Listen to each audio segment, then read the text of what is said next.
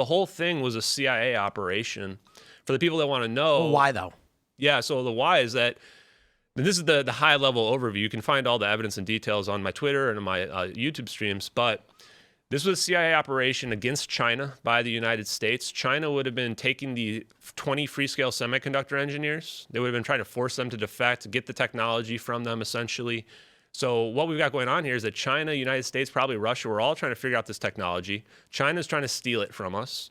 And we conducted this elaborate counter-espionage operation, which includes a fire on the plane in the cargo bay. We can see the heat signature right there a second ago. And why they did this orb thing to the plane, they basically forced the plane to turn around. They get it away from China into the Nicobar Islands. We have coordinates. We know exactly where this is happening. And then they deploy these orbs right before the plane is actually about to crash into the water. This plane's flying very low. Those are low altitude clouds. And you're saying they teleported the entire plane somewhere else? The plane. They teleported that plane. That is not an annihilation we're seeing happen to the plane. We have to have conservation in physics all the time. So if something disappears from over here, it's got to reappear somewhere else over here. It's actually a closed loop teleportation protocol, meaning that there's a point A and a point B.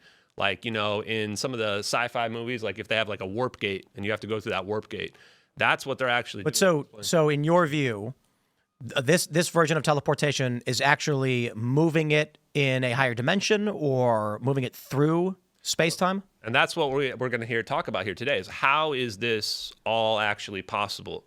And how is it possible, like what we just saw there, that a plane can just vanish and almost look like it doesn't even displace the background? And the answer to this is gravity wave. What's the when this happens, there's this big burst,